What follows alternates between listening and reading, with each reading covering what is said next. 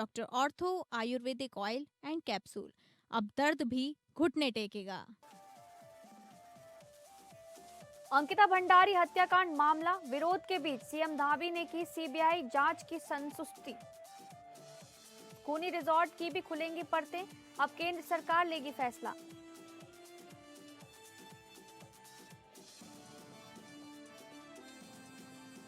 खेल प्रेमियों में जगी नई उम्मीद, लोहाघाट के देवीधुरा को मिल सकता है मिनी स्टेडियम। युवा कल्याण विभाग ने किया स्थल निरीक्षण, सड़क पर अभ्यास करने को मजबूर युवाओं को मिलेगी सुविधा। चंपावत में राष्ट्रीय बाल स्वास्थ्य कार्यक्रम के तहत निशुल्क शिविर का आयोजन, जिलाधिकारी मनीष कुमार ने शिविर का किया शुभारंभ। हर बच्चे को कार्यक्रम से जोड़ने का किया आह्वान। चंपावत में 56 करोड़ की परियोजना का डीएम ने किया निरीक्षण, 196 बंदियों की क्षमता सुधार और पुनर्वास की योजना तैयार। अब सुदृढ़ होगी चंपावत की कारागार व्यवस्था। और रानीखेत में प्रशासन गांव की ओर अभियान आयोजित, अभियान के तहत न्याय पंचायत आयोजित, फरियादियों की सुनी गई फरियाद।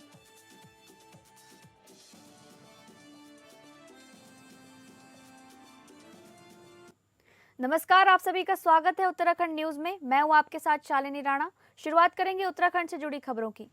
मुख्यमंत्री पुष्कर सिंह धामी ने स्वर्गीय अंकिता भंडारी के माता पिता के अनुरोध और उनकी भावनाओं का सम्मान करते हुए अंकिता भंडारी प्रकरण की सीबीआई जांच कराने की संस्तुति प्रदान की है। मुख्यमंत्री पुष्कर सिंह धामी ने स्पष्ट किया कि सरकार का उद्देश्य शुरू से अंत तक निष्पक्ष, पारदर्शी और संवेदनशील तरीके से न्याय सुनिश्चित कराना रहा है और आगे भी रहेगा। मुख्यमंत्री ने कहा कि स्वर्गीय बहन अंकिता भंडारी के साथ हुई इस अत्यंत दुखद एवं हृदय विदारक घटना की जानकारी मिलते ही राज्य सरकार ने बिना किसी विलंब के पूर्ण संवेदनशीलता और निष्पक्षता के साथ कार्रवाई की। मामले की गंभीरता को देखते हुए तत्काल एक महिला आईपीएस अधिकारी के नेतृत्व में विशेष जांच दल यानी एसआईटी का गठन किया गया है। मुख्यमंत्री ने बताया कि प्रकरण से जुड़ी सभी अभियुक्तों को शीघ्र गिरफ्तार किया गया तथा राज्य सरकार की ओर से प्रभावी एवं सशक्त पैरवी सुनिश्चित की गई, जिसका परिणाम ये रहा कि विवेचना और ट्रायल के दौरान किसी भी अभियुक्त को जमानत नहीं मिल सकी। एसआईटी द्वारा गहन विवेचना के पश्चात अभियुक्तों के विरुद्ध चार्जशीट दाखिल की गई और निचली अदालत द्वारा सुनवाई पूर्ण होने पर अभियुक्तों को आजीवन कारावास की सजा सुनाई गई। मुख्यमंत्री धामी ने कहा कि ये पूरे प्रकरण में इस बात का स्पष्ट प्रमाण है कि राज्य सरकार ने आरंभ से लेकर अंत तक निष्पक्षता, पारदर्शिता और दृढ़ता के साथ न्याय सुनिश्चित किया है। साथ ही हाल ही के दिनों में सोशल मीडिया पर प्रसारित हो रही कुछ ऑडियो क्लिप्स के संबंध में भी अलग अलग एफआईआर दर्ज की गई है, जिन पर जांच की प्रक्रिया निरंतर जारी है।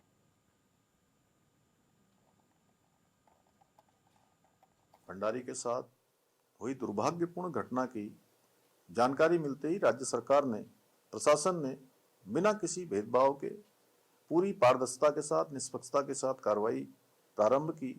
तत्काल एसआईटी का गठन एक महिला आईपीएस अधिकारी की लीडरशिप में किया गया और प्रकरण से जुड़े हुए सभी अभियुक्तों को शीघ्र गिरफ्तार किया गया। उसकी ठोस पैरवी माननीय न्यायालय में की गई। उसी का परिणाम हुआ कि ट्रायल के दौरान किसी भी अभियुक्त को जमानत नहीं मिली। एसआईटी द्वारा विवेचना के बाद अभियुक्तों के विरुद्ध चार्जशीट दाखिल की गई और निचली अदालत ने सुनवाई पूरी होने पर अभियुक्तों को आजीवन कारावास की सजा सुनाई। यह इस बात का प्रमाण है कि राज्य सरकार ने शुरू से लेकर अंत तक पारदर्शिता, दृढ़ता के साथ न्याय सुनिश्चित किया है। हाल के दिनों में सोशल मीडिया पर प्रसारित हुई ऑडियो क्लिप्स के संबंध में अलग अलग एफआईआर दर्ज की गई हैं, जिसकी जांच जारी है।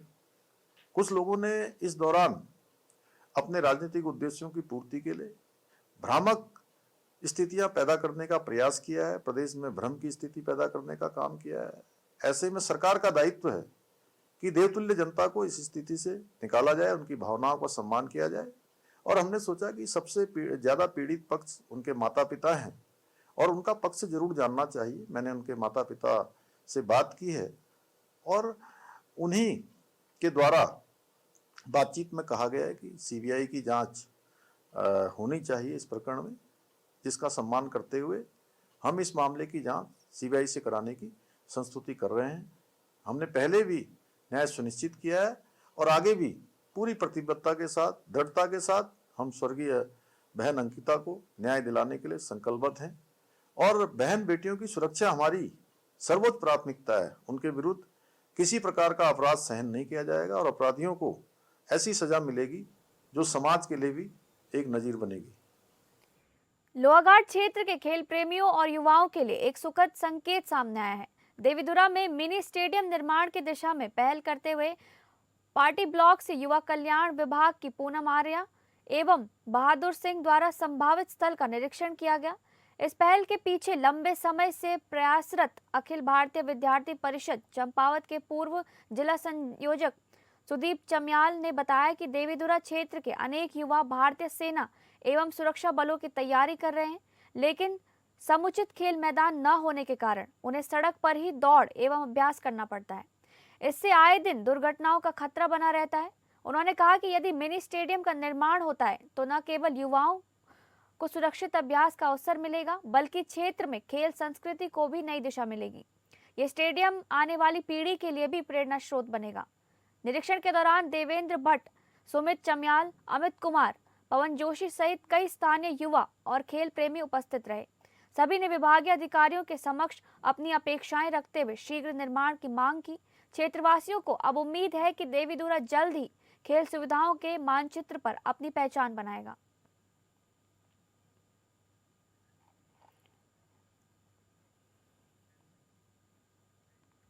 जन जन की सरकार जन जन के द्वार की भावना के साथ जनपद अल्मोड़ा में प्रशासन गांव की ओर अभियान निरंतर जारी है।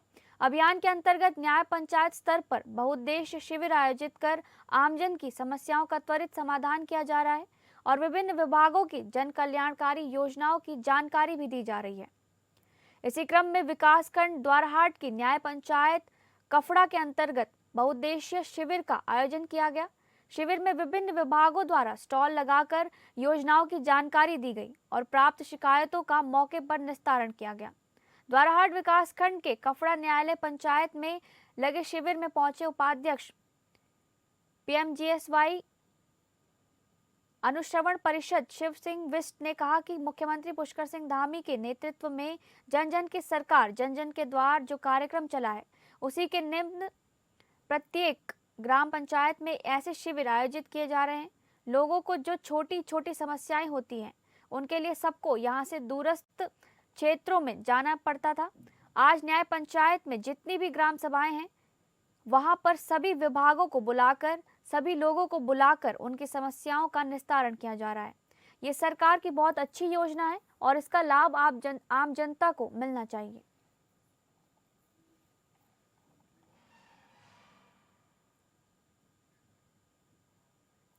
मुख्यमंत्री पुष्कर सिंह धामी के नेतृत्व में जनपद चंपावत में कारागार व्यवस्था को आधुनिक स्वरूप देने की दिशा में एक महत्वपूर्ण कदम उठाया जा रहा है। फूंगर क्षेत्र में 103 नाली भूमि पर लगभग 56 करोड़ की लागत से निर्माणाधीन जिला जेल का जिलाधिकारी मनीष कुमार ने स्थल निरीक्षण कर कार्यों की प्रगति और गुणवत्ता का जायजा लिया। निरीक्षण के दौरान जिलाधिकारी ने निर्माण कार्यों की समयबद्धता, गुणवत्ता मानकों एवं सुरक्षा व्यवस्थाओं की गहन समीक्षा करते हुए कार्यदायी संस्था ब्रिडकुल पिथौरागढ़ को स्पष्ट निर्देश दिए कि परियोजना को निर्धारित समय सीमा में पूर्ण किया जाए तथा किसी भी स्तर पर गुणवत्ता से समझौता न हो। प्रस्तावित जिला जेल में हॉस्पिटल ब्लॉक, 2 पुरुष बैरक, 1 महिला बैरक, सॉलिटरी व माइनर सेल, वर्कशॉप सहित प्रशासनिक एवं सुरक्षा से जुड़ी आधुनिक सुविधाएं विकसित की जा रही हैं। लगभग 196 बंदियों की क्षमता वाली इस जेल में 156 पुरुष, 20 महिला बंदियों के साथ 20 सॉलिटरी सेल की व्यवस्था की जाएगी।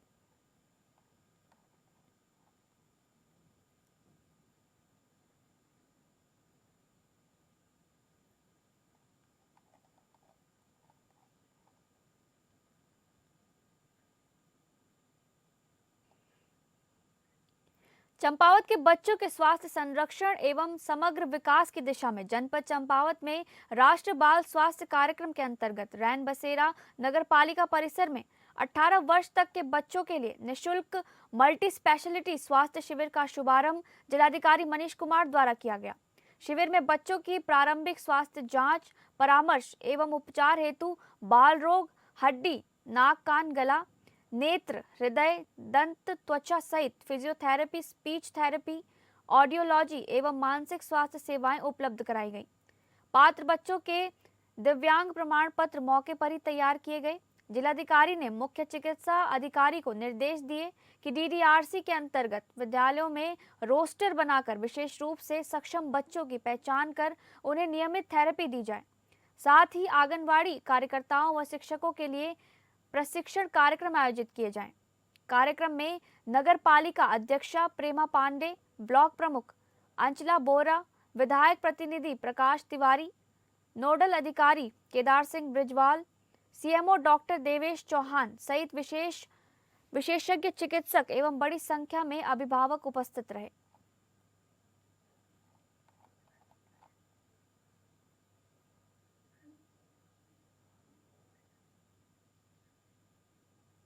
को सीधे लेकर चलते हैं टीडी गढ़वाल, जहां पर सीएम धामी क्या कुछ कह रहे हैं आपको सुनाते हैं। पहले कभी जनेऊ नहीं पहनते थे, वो जैकेट के ऊपर भी जनेऊ पहन के बाहर उसका भी प्रदर्शन करते हैं। आप सबको याद होगा, आज हमारी जितनी सांस्कृतिक धरोहरें हैं, चाहे वो अयोध्या में भगवान राम का मंदिर का निर्माण होना हो, 500 साल की लंबी प्रतीक्षा के बाद भगवान राम का मंदिर वहां पर बनकर तैयार हो गया, उसकी प्राण प्रतिष्ठा हो गई और इस बार उसका ध्वजारोहण भी वहां पर हो गया। बनारस में काशी विश्वनाथ की नगरी में काशी कॉरिडोर बन गया, जहां एक छोटा सा रास्ता होता था, आज लाखों लाखों लोग रोज भगवान विश्वनाथ जी का, महादेव जी का अभिषेक करते हैं, गंगा जी का जल लेकर भगवान महादेव जी को अर्पित करते हैं। उज्जैन में महाकाल लोक बन गया। हमारे उत्तराखंड में चाहे बद्रीनाथ भगवान का प्रांगण हो या बाबा केदार का स्थान हो, दोनों ही स्थानों पर नवनिर्माण, पुनर्निर्माण, मास्टर प्लान पर तेजी से काम किया जा रहा है। वहीं दूसरी ओर vocal for local, make in India जैसी पहलों के माध्यम से आज हमारी स्थानीय अर्थव्यवस्था को प्रोत्साहित करने का काम हो रहा है और हमारी सरकार भी उत्तराखंड को विश्व की आध्यात्मिक राजधानी बनाने के लिए आदरणीय प्रधानमंत्री मोदी जी के मार्गदर्शन में निरंतर काम कर रही है।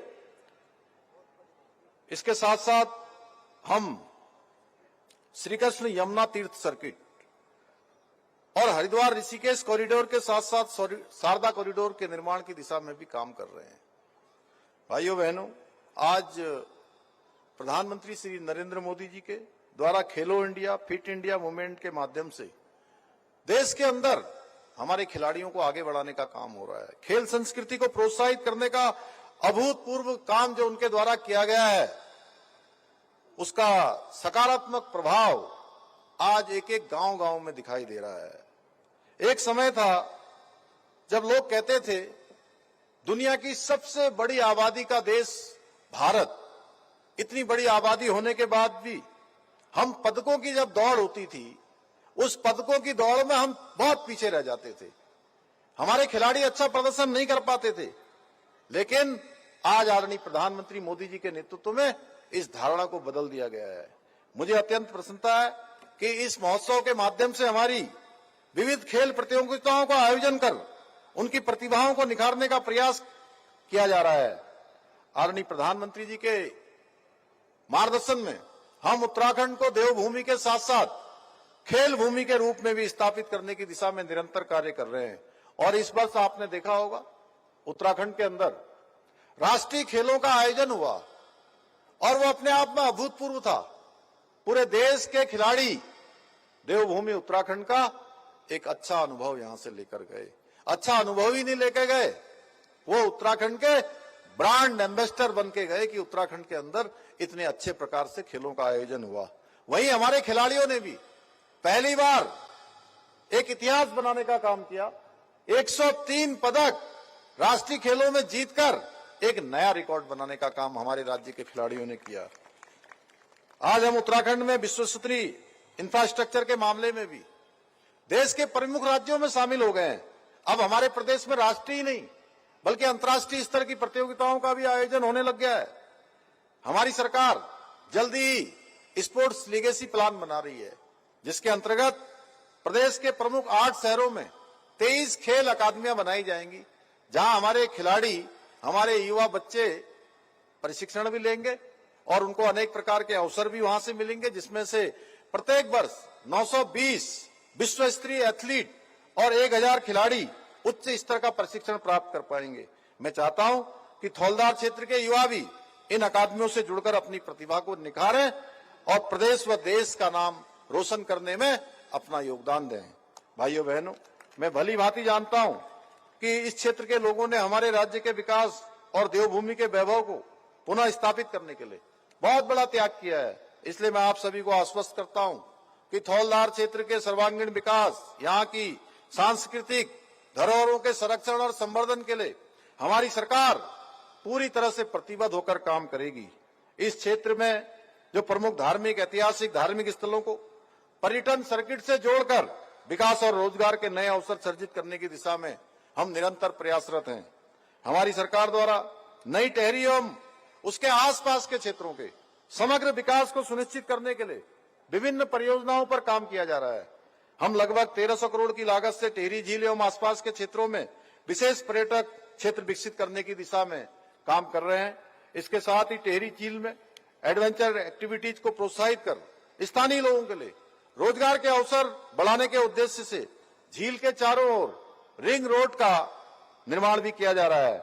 हम टेहरी झील को विश्व के मानचित्र पर लाने के उद्देश्य से यहाँ पर कैकिंग, कनोइंग, पैराग्लाइडिंग जैसी खेलों की बड़ी बड़ी प्रतियोगिताएं आयोजित कर रहे हैं। आप सबको देखा होगा, राष्ट्रीय खेलों के भी आयोजन हुए, स्पोर्ट्स की गतिविधियां भी हुई।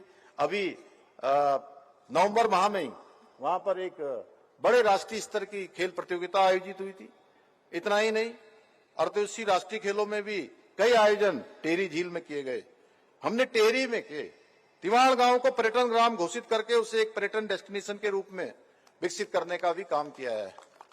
और मुझे खुशी है कि अभी 2 दिन पहले एक टीवी चैनल के बड़े मशहूर पत्रकार थे, तो मैंने उनसे पूछा कि आप कहां से आ रहे हैं, तो उन्होंने मुझे कहा कि मैं टिहरी के तिवाड़ गांव में रात में रुक के आ रहा हूं, वहां पर होम स्टे के क्षेत्र में इतना अच्छा काम किया जा रहा है।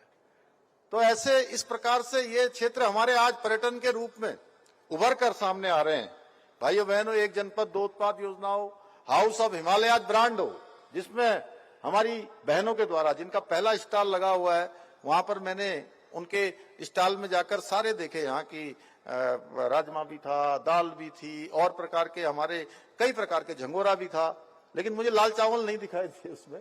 तो मैंने उनसे पूछा भी कि लाल चावल क्यों नहीं लगाया आपने, तो मुझे लगता है कहीं नीचे दबा होगा, ऐसा नहीं कि नहीं था उसमें।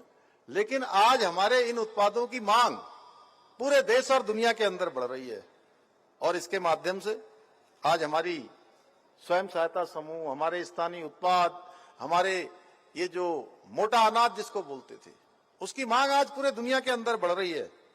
होम स्टे योजना आज हमारे लिए एक बहुत बड़ा समृद्धि का कारण बनने वाली है। लखपति दीदी। तो ये था सीएम धामी का संबोधन टिहरी गढ़वाल से।